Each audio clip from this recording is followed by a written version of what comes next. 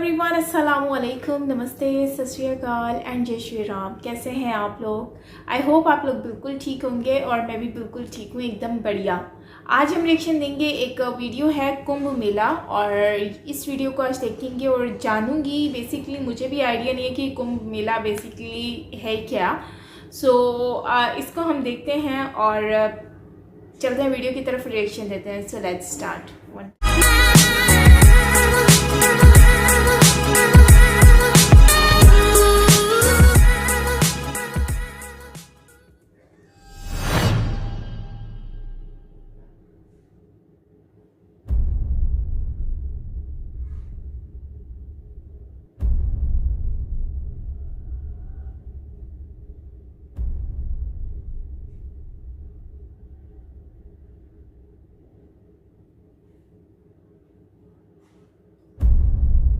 कुंभ की कल्पना करना असंभव है अगर इसे आंखों से न देखा गया हो।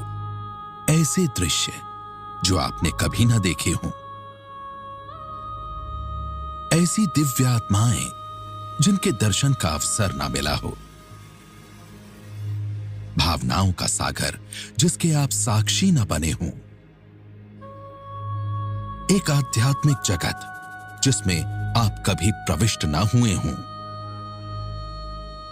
एक प्रेमपूर्ण आतिथ्य जिसकी कभी अनुभूति ना हुई हो। भारत के कोने कोने से पहुंचे 5 करोड़ से ज्यादा लोग, विभिन्न भाषाएं, विभिन्न वेशभूषाएं, विभिन्न संस्कृतियां, विभिन्न संप्रदाय, लेकिन असंख्य विभिन्नताओं के बीच भी एक आधारभूत साम्य, सत्य की खोज इतने विभिन्न मार्गों से।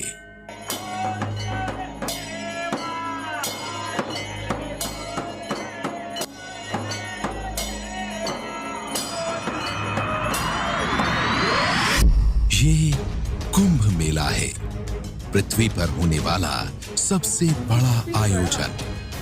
ये कुंभ मेला है, भारत के हृदय में झांकने का एक झरोखा। कुंभ मेला आनंद का उत्सव है।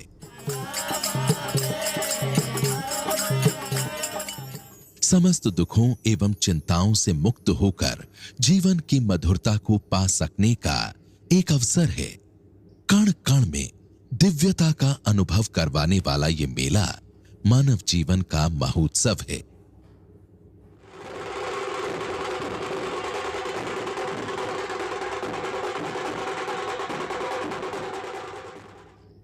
कुंभ मेला मूलतः संतों और सन्यासियों का मेला है।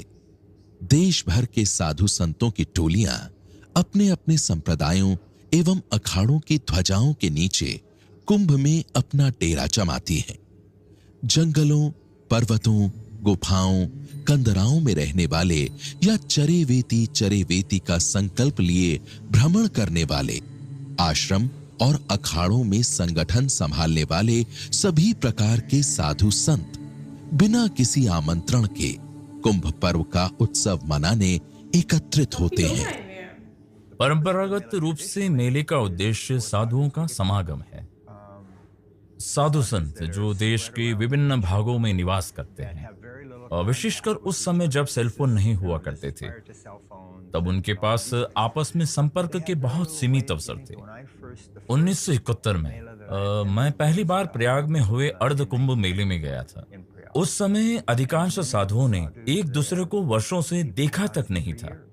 वे जंगलों में, गुफाओं में या हिमालय में अपनी तपस्या में लीन रहते थे। वे जानते थे कि मेला होगा और वे मिल सकेंगे। ये परिवार के सदस्यों के मिलने जैसा है। वास्तव में संप्रदाय एक परिवार की तरह है और कुंभ मेला इस परिवार मिलन की दृष्टि से अत्यंत महत्वपूर्ण है। कुंभ अपनी विशालता के लिए तो प्रसिद्ध है ही, लेकिन अपनी विविधता के लिए भी आश्चर्यचकित करता है।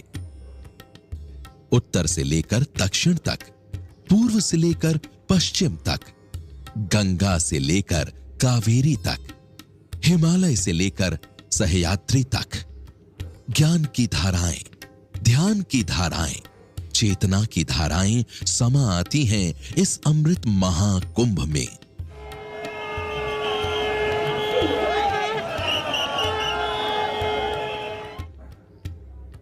मेला भारत का राष्ट्रीय समागम है।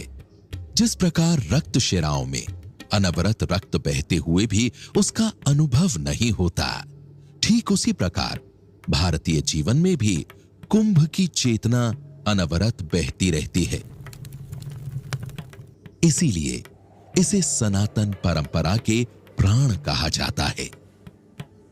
कुंभ एक उच्चतम भावना है जो किसी राष्ट्र की साझा संस्कृति के रूप में प्रकट होती है। कुंभ इस दृष्टि से भी विलक्षण है कि यहां देश के कोने कोने से संत महात्मा, गुरु आचार्य स्वयं गृहस्थों के बीच एकत्रित होते हैं।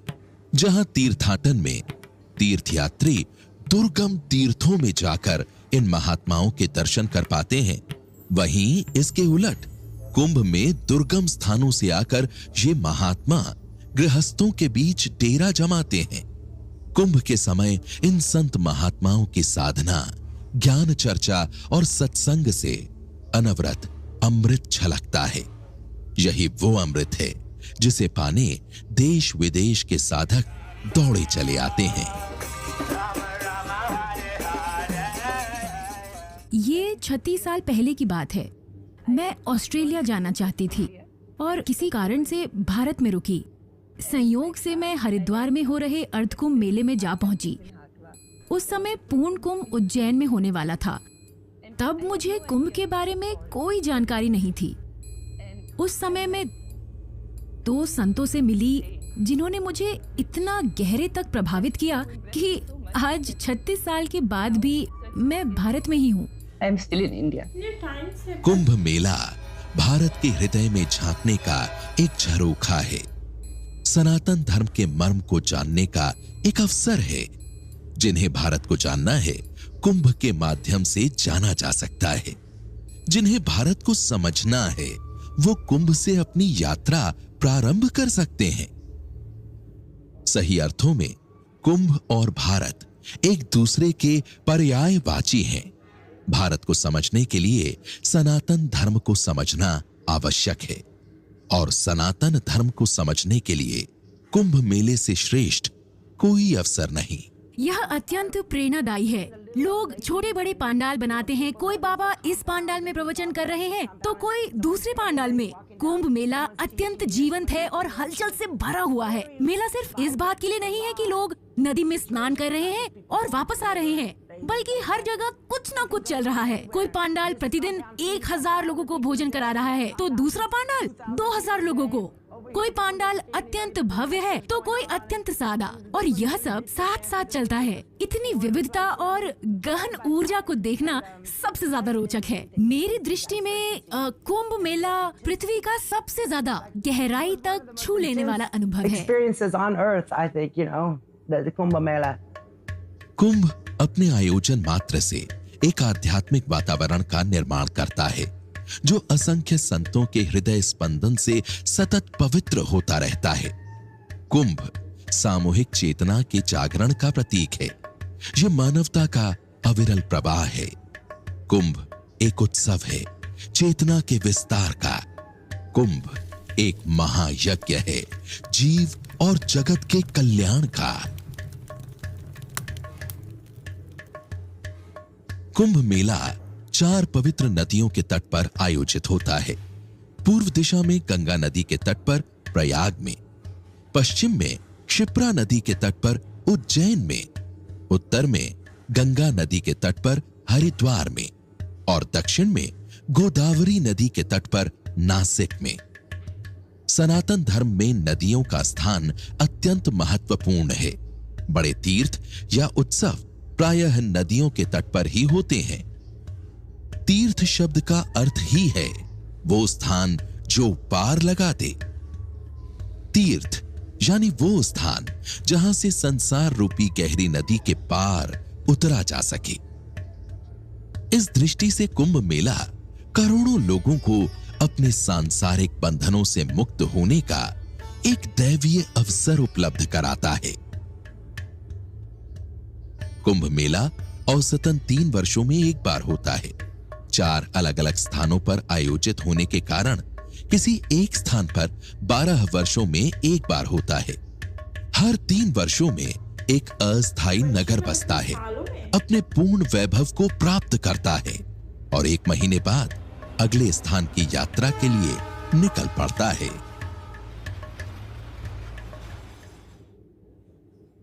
बारह वर्षों का भ्रमण कर यह अस्थायी नगर पुनः उसी स्थान पर आ बसता है। इसीलिए कुंभ मेले को एक यायावर नगर भी कहें तो अतिशयोक्ति नहीं होगी। परंपरा से कुंभ मेले का आयोजन अखाड़ों द्वारा होता रहा है। अखाड़े मूलतः विभिन्न प्रकार के साधुओं की सांगठनिक रचनाएं हैं। ये भिन्नताएं उनके दर्शन, आराध्य देव, पूजा पद्धतियों एवं सनातन परंपरा में उनके दायित्वों के आधार पर हैं। वर्तमान में 13 अखाड़े अस्तित्व में हैं और इनमें से अधिकांश अपने वर्तमान रूप को आदि शंकराचार्य से संबंधित मानते हैं। इन अखाड़ों में अनेक प्रकार की विविधता है, लेकिन सनातन धर्म की रक्षा एवं संवर्धन का इनका उद्देश्य साझा है। इतनी बड़ी संख्या में संतों का कुंभ मेले में एकत्रित होना इसी साझा उद्देश्य का प्रमाण है। बिना किसी केंद्रीय संगठन या संस्था के, बिना किसी प्रचार प्रसार के, बिना किसी औपचारिक निमंत्रण के करोड़ों लोगों का नियत समय पर नियत स्थान पर एकत्रित हो जाना किसी चमत्कार से कम नहीं है। लेकिन उससे बड़ा आश्चर्य यह है कि समाज की विभिन्न धाराओं से आने वाले करोड़ों लोगों का 1 माह तक बिना किसी संघर्ष, विवाद या हिंसा के साथ रह लेना, परस्पर विचारों का आदान प्रदान करना और 1 माह में अर्जित ज्ञान, ध्यान, तप, तपस्या, साधना, सत्संग की पूंजी को गठरी में बांधकर अपने अपने स्थलों पर आनंद पूर्वक चले जाना।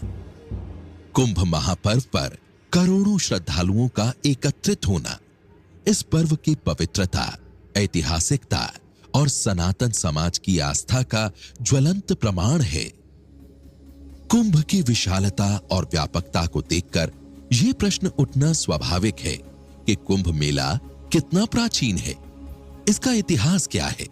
कुंभ मेला अत्यंत प्राचीन है, जिसका कोई निश्चित प्रारंभ नहीं है। इसीलिए इसका कोई इतिहास भी नहीं है कि यह कब प्रारंभ हुआ।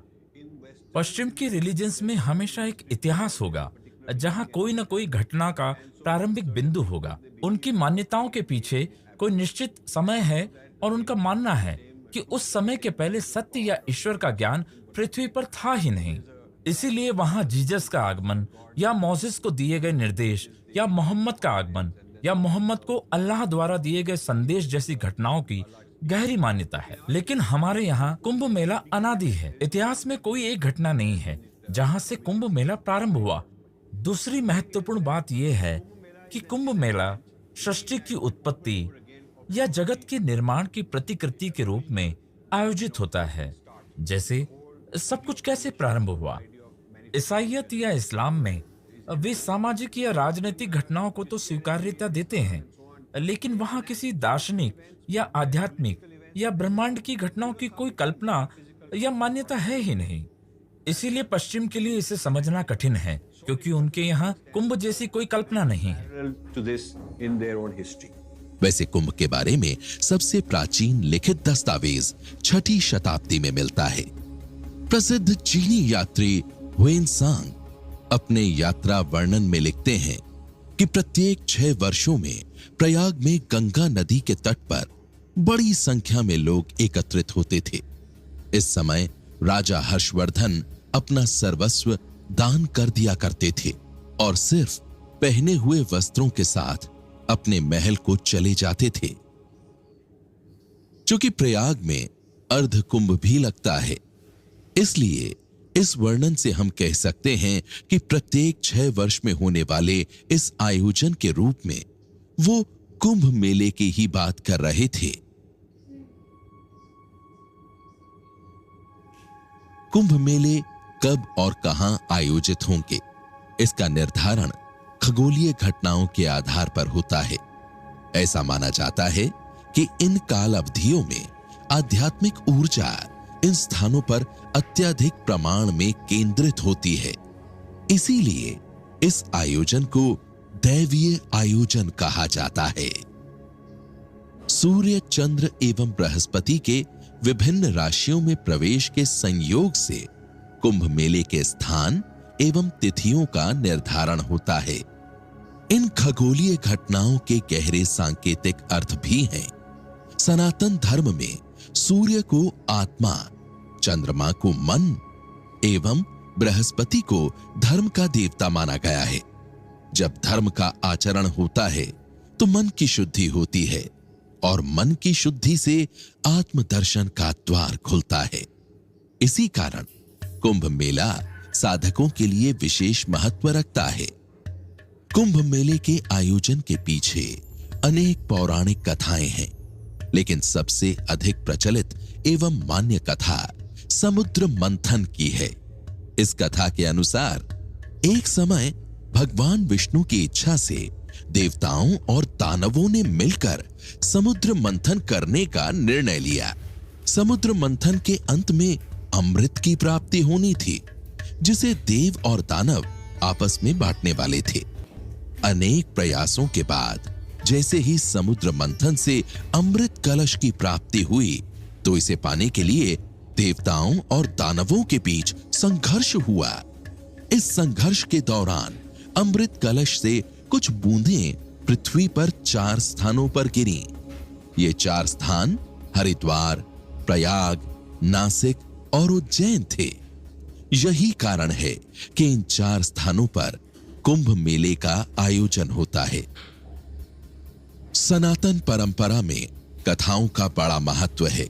ये कथाएं बड़े गहरे दर्शन को सरल शब्दों में रोचकता के साथ जनमानस तक पहुंचा देती हैं। समुद्र मंथन एक प्रकार का मंथन है जो सभी में, यानी कि प्रत्येक व्यक्ति के भीतर होना चाहिए। ये मंथन प्रत्येक मनुष्य की भीतर की शक्तियों के बीच होता है। आसुरिक या भौतिक शक्तियां जो मनुष्य को ये अनुभव कराती है कि वो केवल शरीर है, तथा मनुष्य के अंदर की दूसरी शक्ति जिसे हम देवी शक्ति कह सकते हैं। इस गहरे मंथन के दौरान अत्यंत गहन कष्ट और तपस के बाद अद्भुत एवं अद्वितीय विभूतियां जन्म लेती है। ये विभूतियां स्वयं के व्यक्तित्व का हिस्सा बन जाती है और तात्विक रूप से व्यक्ति को नए रूप में बदलने में सहयोग करती है। वास्तव में ये मंथन नवजीवन और अमृत को प्राप्त करने के बारे में है। कुंभ मेला भारत की संत परंपरा को समझने का एक सुनहरा अवसर है। साधु संत भारत की आध्यात्मिक धरोहर के निर्माता रहे हैं। संतों की ही तपस्या से भारत की धार्मिक और आध्यात्मिक चेतना अक्षुण्ण रही है। संत सदैव सत्य की खोज में संलग्न रहते हैं। इस कारण सनातन परंपरा में संतों को सर्वोच्च स्थान दिया गया है। पश्चिम में हमारे पास इस प्रकार के लोग नहीं हैं। ऐसा केवल भारत में है जहां आप ऐसे महान व्यक्तियों से मिल सकते हैं जिन्होंने लंबी साधना की है और स्वयं को एक स्तर तक परिष्कृत कर लिया है। कुंभ में विभिन्न परंपराओं के संतों के दर्शन होते हैं। बाहरी रूप से वो भले ही अलग अलग दिखाई दें, लेकिन मूल रूप से वो सब सत्यार्थी हैं। इन समस्त संतों के मुख ज्ञान की अंतर्दृष्टि से प्रदीप्त रहते हैं। ऐसी अंतर्दृष्टि जिसके आगे अशांत हृदय से उपजे सारे प्रश्न विलीन हो जाते हैं। ये प्रश्न उठना स्वाभाविक ही है कि कुंभ मेले में आने वाले संत कैसे करोड़ों लोगों के मन मस्तिष्क को प्रभावित करते हैं। वास्तव में संतों का साधनामय जीवन और सत्य के अनुरूप आचरण करोड़ों लोगों की आस्था का आधार बनता है। कुंभ मेले में आए संत उसी सत्य के अनुरूप जीवन जीते हैं जिस सत्य के वो आग्रही हैं। कथनी और करनी में ऐक्य ही करोड़ों लोगों को इन संतों के सम्मुख नतमस्तक कर देता है। हम सब खुश रहना चाहते हैं और धन से वो खुशी नहीं मिल सकती। जीवन की सार्थकता ही हमें सच्ची खुशी दे सकती है। साधुओं के पास जीवन की सार्थकता को खोजने के उपाय हैं। उनके पास गहरी साधना है। साधु नाम साधना है। साधना करना ही साधु बनने का उद्देश्य है। आंतरिक शांति को प्राप्त करना और साथ ही दूसरों को इस कार्य में मदद करना। हमारे संप्रदाय में 4 महत्वपूर्ण कार्य हैं। राम नाम को जपिए और दूसरों को इसके लिए प्रेरित कीजिए। भोजन कीजिए और दूसरों को भोजन दीजिए। भजन और भोजन ये वो कार्य हैं जो आप स्वयं कीजिए और दूसरों को उपलब्ध कराइए। वैसे तो कुंभ संतों का मेला है, लेकिन गृहस्थों के लिए भी अनुपम अवसर है कि वो कुंभ के समय पर परम ज्ञानियों एवं तपस्वियों के दर्शन कर सकें, उनके सत्संग के द्वारा धर्म का मर्म समझ सकें। जीवन में क्या करणीय है, क्या अकरणीय, इसका विवेक जागृत कर सकें। कुंभ में ऐसे साधु सन्यासी भी आते हैं जो अन्य अवसरों पर समाज में प्रवेश नहीं करते। वो अपनी साधना स्थलियों पर गहरी साधना में लीन रहते हैं। कुंभ मेले में भारतीय गुरु अपनी ऊर्जा एवं मार्गदर्शन को जगत के लिए उपलब्ध कराते हैं। साधना के द्वारा प्राप्त उच्चतम चेतना के इस ज्ञान को। सो गाइस, ये वीडियो थी कुंभ मेले की। और कुंभ मेले में तो काफ़ी लाखों की तादाद में लोग आते हैं। और इससे पहले मतलब कि इतना मुझे आइडिया नहीं था कि कुंभ मेला बेसिकली पूरी दुनिया में सबसे बड़ा मेला होता है। और यहाँ पर मैंने देखा है कि हर तरह के लोग यहाँ पर आए हुए हैं। मतलब कि यहाँ पर मैंने हर तरह के लोग देखे हैं और फ्रॉम डिफरेंट कंट्री से भी मुझे लग रहा है कि यहाँ पर आते हैं। और लेकिन मुझे एक बात समझ नहीं आई कि ये इनकी जो हिंदी में कुछ बहुत ही मतलब मुश्किल हिंदी बोल रहे थे, तो कुछ वर्ड्स मुझे ना समझ नहीं आ रहे थे। अब ये समझ नहीं आया कि ये जो कुंभ मेला होता है ये 12 महीनों में होता है या फिर 2-3 साल के बाद होता है। मतलब कि कुछ इस तरह का वर्षों करके उन्होंने बोला, तो वो मुझे समझ नहीं आया कि उसका मतलब क्या होता है। तो ये आप कमेंट बॉक्स में ज़रूर लिखिएगा। तो खैर ओवरऑल काफ़ी बड़ा मेला है, काफ़ी मज़े का लग रहा है। मज़े का इस तरह से कि लोग यहाँ पर आते हैं, अपनी जो है वो यहाँ पर आके स्नान करते हैं। मतलब कि इस दरिया नदी में जो है वो आते हैं, नहाते हैं और इसके अलावा यहीं पर ही रहते हैं एक दूसरे के साथ। और ये है कि सब लोग ही मतलब एक शांति सुकून जो होता है उस चीज़ को फॉलो किया जाता है। तो एक ये है कि इसकी बहुत ही बड़ी वैसे तो ये वीडियो बहुत ही बड़ी है, तो इसको हमें सुनना पड़ेगा और समझना पड़ेगा। ये वीडियो बहुत ही बड़ी है तो इसको पूरी जब तक हम देखेंगे नहीं तब तक इतना ख़ास समझ नहीं आएगा। क्योंकि वीडियो बहुत ही बड़ी हो रही थी इसलिए मैंने इसको पार्ट्स में बनाया है। अगर इस पर अच्छा रिस्पॉन्स आएगा तो डेफिनेटली हम पूरी वीडियो भी देखेंगे। इंटरेस्टिंग पार्ट है और कमेंट बॉक्स में बताइएगा इस पर फुल वीडियो होनी चाहिए कि नहीं होनी चाहिए। और इसके अलावा ओवरऑल वीडियो अच्छी थी, काफ़ी इंटरेस्टिंग रही। और कुंभ मेला जो है वो बहुत ही ज़्यादा इंटरेस्टिंग है। और क्योंकि इसकी कोई हिस्ट्री नहीं है, इसके बारे में कुछ कंफर्मेशन नहीं है कि कब ये शुरू हुआ था।